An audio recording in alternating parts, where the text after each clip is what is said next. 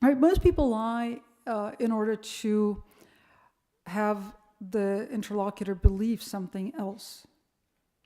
That is not the purpose of what Donald Trump or Putin says often.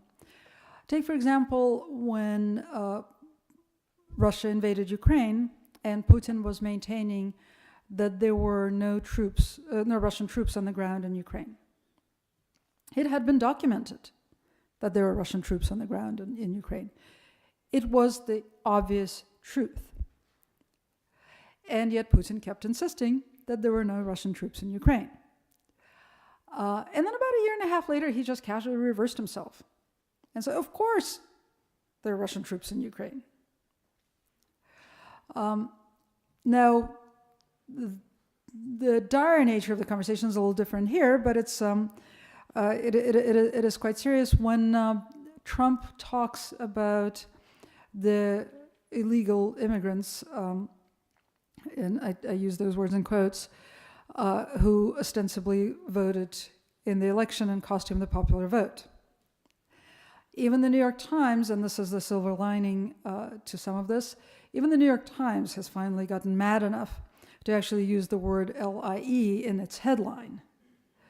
When Trump repeated this yet again. Does Trump actually think that there were millions of people who voted illegally and cost him the popular vote? Does he actually think it matters? Well, he might think it matters. But I think that he knows what he's saying.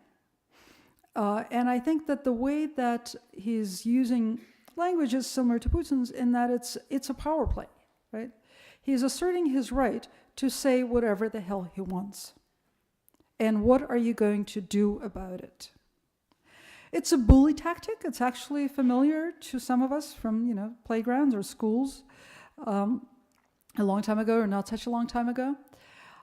It's when the bully is holding your pencil box in his right hand and you say, that's my pencil box in your right hand. And he says, there's nothing in my right hand.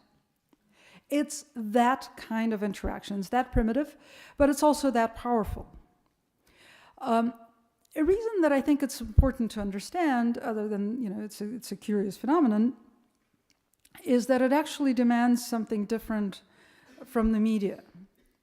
I think that fact-checking has been incredibly popular both leading up to the campaign and during the campaign. And it didn't seem to matter that the New York Times showed that Trump lied 91% of the time, that the Washington Post fact-checked everything that could and couldn't be checked that Trump said. It didn't seem to matter, and it was very demoralizing to a lot of my colleagues.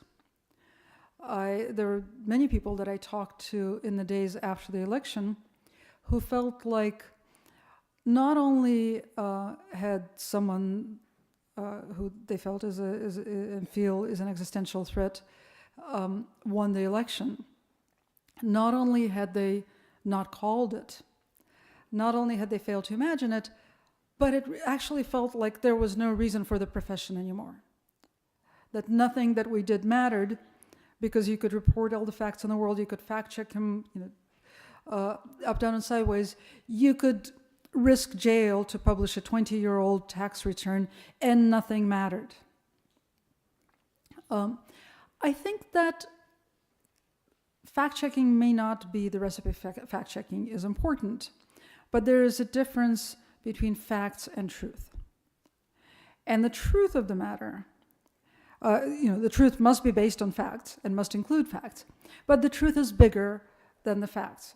And the truth calls on us not just to fact-check, but also write about the bigger story, for example, of how this man uses his lies, how he uses them to assert power, and how he uses them to increase his power.